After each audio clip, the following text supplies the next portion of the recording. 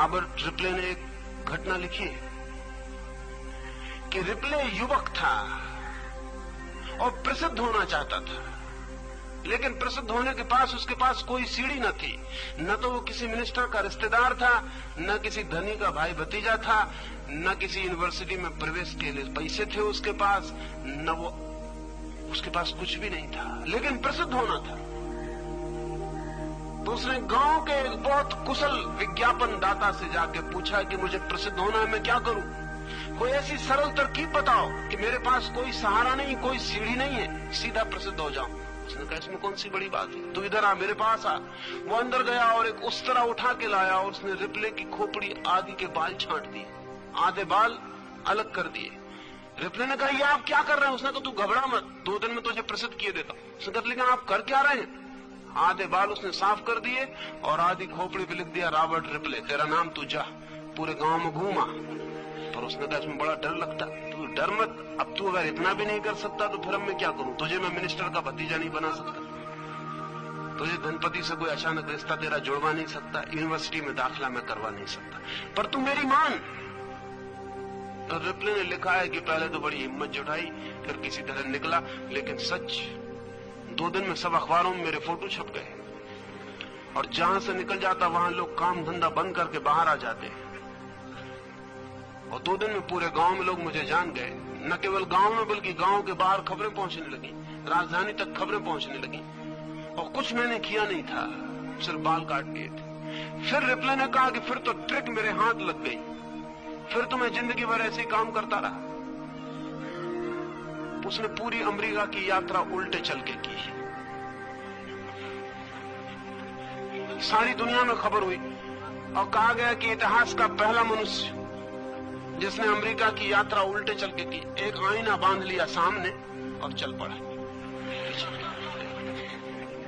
जुलूस चलता था साथ में।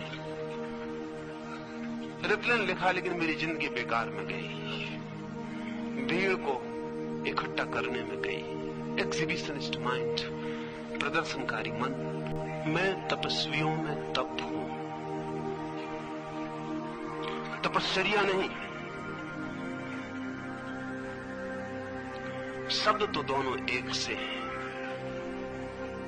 लेकिन तपश्चर्या का जोर होता है कृत्य पर, एक्ट पर, और तप का जोर होता है आंतरिक उपलब्धि पर। एक तपस्वी है, तपश्चर्या कर रहा है। जो वो तपश्चर्या करता है वो तो बाहरी कृत्य है, वो तो बाह्य कृत्य है कि उपवास करता है, कि प्राणायाम करता है, कि आसन करता है, कि धूप में खड़ा होता है, कि शीत में खड़ा होता है। वो तो बाहरी कृत्य है, एक्ट है। और ये भी हो सकता है कि वो ये सब करता रहे और भीतर कोई भी तप फलित ना हो,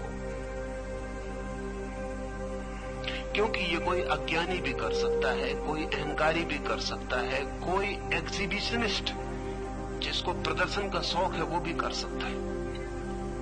और अगर आप अपने तपश्चर्या करने वाले लोगों में खोजबीन करने जाएं तो 100 में से 90 एग्जिबिशनिस्ट मिलेंगे जो अपने प्रदर्शन को उत्सुक हैं।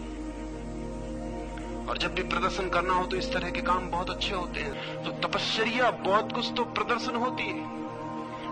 अगर आप किसी तपस्वी की बहुत पूजा वगैरह करते हो, जरा पूजा वगैरह 15 दिन के लिए हॉलीडे पे छोड़ दें, बंद कर दें। 15 दिन में तपस्वी भाग जाएगा।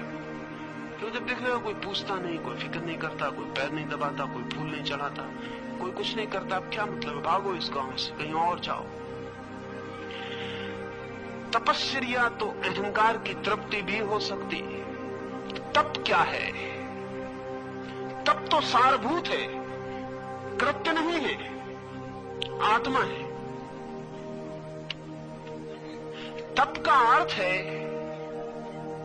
जब कोई व्यक्ति दुख को दुख नहीं मानता। और ध्यान रखना, दुख को दुख न मानना बहुत बड़ा तप नहीं है। दूसरी बात आपसे कहता हूं, जब कोई व्यक्ति सुख को सुख नहीं मानता। दुख को दुख न मानना बहुत बड़ी बात नहीं है, क्योंकि हम सभी चाहते हैं कि दुख दुख न हो। लेकिन सुख को भी जो सुख नहीं मानता, दुख को दुख नहीं मानता, सम्मान को सम्मान नहीं मानता, अपमान को अपमान नहीं मानता, जीवन को जीवन नहीं मानता, मृत्यु को मृत्यु नहीं मानता, तब उसके भीतर एक नए जीवन का संचार शुरू होता है। उसके भीतर तप नाम का तत्व पैदा होता है। उसके भीतर क्रिस्टलाइजेशन, गुरुजीएफ ने जो शब्द प्रयोग किया है क्रिस्टलाइजेशन, तो वो क्रिस्टल बन जाता है उसके भीतर। एक तप का ठीक अर्थ वही है। तप का अर्थ है वो व्यक्ति पहली दफा भीतर आत्मवान बनता है। जब तक दुख आपको हिला देता है आप दुख से कमजोर हैं, सुख हिला देता है सुख से कमजोर है। कोई एक फूल की माला गले में डाल देता है और आप कब जाते हैं आप फूल की माला से कम कीमती, आपकी कीमत बहुत ज्यादा नहीं। मैंने सुना कि एक करोड़पति एक तालाब में गिर गया था। अनेक लोग खड़े होकर देख रहे थे। एक अजनबी आदमी भी भीड़ में था, वो चिल्लाया कि तुम खड़े होकर क्यों देख रहे हो। आदमी मर रहा है, उसे कुछ पता नहीं था कि वो आदमी कौन है।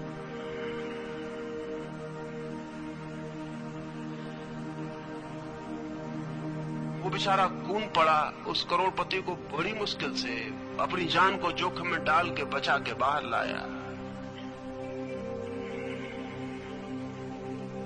जब वो तब होश में आया धनपति, तो उसने कहा बहुत बहुत धन्यवाद। खीसे में उसने हाथ डाल के कुछ खोजा, फिर एक नया पैसा निकाल के उस आदमी को भेंट किया। सारी भीड़ चिल्लाने लगी कि इसीलिए तो हम में से कोई खून के नहीं बचा रहा था। आदमी देखते एक नया पैसा, उस आदमी ने जिंदगी जान लगा दी, जोखिम में डाला अपने को, और ये एक पैसा उसको इनाम दे रहा है। एक और आदमी, एक फकीर इस बीच उस भीड़ के पास आके खड़ा हो गया था। उसने कहा नाराज मत हो। No one knows the value of his life more than himself। उसकी जिंदगी की कीमत उसके सिवाय और किसको ज्यादा मालूम हो सकती है। बिल्कुल ठीक दे रहा है। एक नया पैसा, वो अपनी जिंदगी की कीमत ही चुका रहा है, और तो किसी की जिंदगी का कोई सवाल नहीं। अगर मर जाता तो एक नए पैसे का नुकसान हो रहा था दुनिया को, तो कोई खास नहीं। उस फकीर ने कहा नाराज मत हो, उसके सिवाय कोई भी नहीं जानता कि उसकी जिंदगी की असली कीमत कितनी, वो ठीक आंक रहा है। असल में हमारे भीतर हमारी कोई कीमत ही क्या है। असल में हम ही कहां हैं, बीइंग कहां है, हमारे भीतर आत्मा जैसी चीज कहां है। गुरुजीएफ जब कहता है क्रिस्टलाइज्ड, उसका मतलब है कि भीतर कुछ पैदा हुआ, और वो पैदा तभी होता है जब सुख और दुख की संवेदनाएं छूती नहीं। वो पैदा तभी होता है जब अनुकूल प्रतिकूल बराबर हो जाता है। वो पैदा तभी होता है जब द्वंद्वों के बीच में स्थिरता और समता आती। समत्व ही तप है। कठिन है। तपस्या बहुत आसान है, तप बहुत कठिन है। वो अनेक अनेक मार्गों से खबर दे रहे हैं कि मुझे तू कहीं से भी पहचान, कहीं से भी खोज, बहुत हैं द्वार मेरे, बहुत है मार्ग। लेकिन अगर तू कहीं से भी दृश्य को छोड़कर अदृश्य में उतर सके, तपस्या दृश्य है, तप अदृश्य है। अगर तू कहीं से भी दृश्य को छोड़कर अदृश्य में उतर सके, और कहीं से भी रूप को छोड़कर अरूप में, आकार को छोड़कर निराकार में, व्यर्थ को छोड़ के सारभूत में अगर तू जा सके कहीं से भी, तो सब तरफ से वो बात कर रहे हैं। वो कह रहे हैं कहीं से भी तेरी समझ में आ जाए। फिर देयर आर मोमेंट्स, कुछ क्षण होते हैं जीवन में जब समझ पकड़ में आती है। सदगुरु जो है उसे निरंतर ख्याल रखना पड़ता है कि कभी कभी ऐसा क्षण आता है, क्योंकि हमारा चित्त फ्लक्चुएशन में है। हमारा चित्त कभी एक जगह नहीं है, कभी नीचे खाई छूता है, कभी ऊपर शिखर छू लेता है। हमारा चित्त पूरे वक्त नीचे ऊंचे होता जा रहा है। हमारा चित्त कभी एक तल में नहीं है। सुबह हम नरक में होते हैं, सांझ हम स्वर्ग में हो जाते हैं। घड़ी भर पहले हम रोते हैं, घड़ी भर बाद हंसी के फूल खिल जाते हैं। हमारा चित्त पूरे वक्त नीचे ऊंचे हो रहा है। कृष्ण जैसे व्यक्ति को स्मरण रखना पड़ता है। बहुत बहुत बार वही बात कहनी पड़ती है अलग अलग रूपों में। पता नहीं अर्जुन का चित्त कब पीक पर हो, कब शिखर पर हो। और जब वो शिखर पर हो तभी बात छुएगी, जब वो नीचे घाटी में होगा तब कोई बात छुएगी नहीं, बात ऊपर से निकल जाएगी। इसलिए बहुत पुनरुक्ति भी करनी पड़ती। अनेक लोग गीता के इस हिस्से को पढ़ते हैं तो वो सोचते हैं कि ये कृष्ण क्या कहे चले जा रहे हैं। एक ही दो दफे कह देना काफी था, ये बार बार क्या कह रहे हैं कि मैं इसमें ये और उसमें वो। एक दफे कह देते कि मैं सनातन कारण हूं, बात तो पूरी हो गई। ये क्यों बार बार कहे चले जा रहे हैं? ये बार बार इसलिए कहे चले जा रहे हैं कि पता नहीं वो क्षण अर्जुन के मन का कब हो जब प्रवेश मिल जाए। द्वार सदा बंद होते हैं, कभी खुले होते हैं, और जब खुले होते हैं तब प्रवेश हो जाता है। कब खुले होते हैं कहना कठिन, एकदम कठिन है। इसलिए पुराने गुरु अपने शिष्यों को सदा पास रखने की कोशिश करते थे, पता नहीं कब किस क्षण में। एक सूफी फकीर बायजीद तो कभी दिन में शिक्षा ही नहीं देता था। रात जब सब शिष्य सो जाते तब वो घूमता रहता, शिष्यों के पास आके उनके हृदय की धड़कनें सुनता, शायद उनके सपनों में झांकता, शायद उनके विचारों की परतों में उतरता। और जब कभी पाता कि कोई शिष्य उस गहराई में है या उस ऊंचाई में जहां बात प्रवेश कर सकती है तो तत्काल उसे उठा लेता और कहता सुन, और सुनाना शुरू कर देता। उसके शिष्य कई बार कहते भी उससे कि आप भी क्या पागलपन करते, हम दिन भर बैठे रहते हैं तुम्हारे पास, और ये क्या हिसाब आपने निकाला है कि कभी रात 2 बजे उठा लिया, कभी रात 3 बजे उठा लिया। बायजीद कहता कि मैं जानता हूं कि कब तुम सुन पाओगे, कब। तुम जब बैठे होते हो तब जरूरी नहीं कि तुम वहां मौजूद भी हो।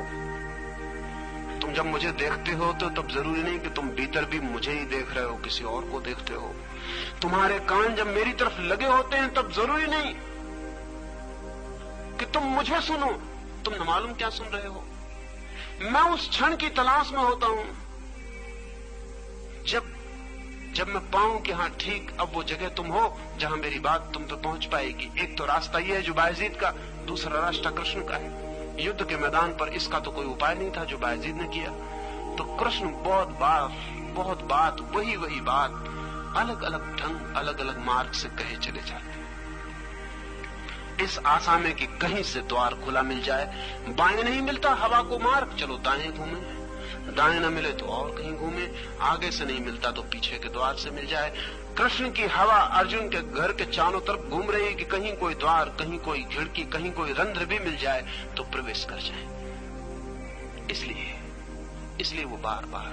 Thank you for watching. Please like and subscribe our channel and press the bell icon for upcoming updates. I pray you may always be healthy and happy.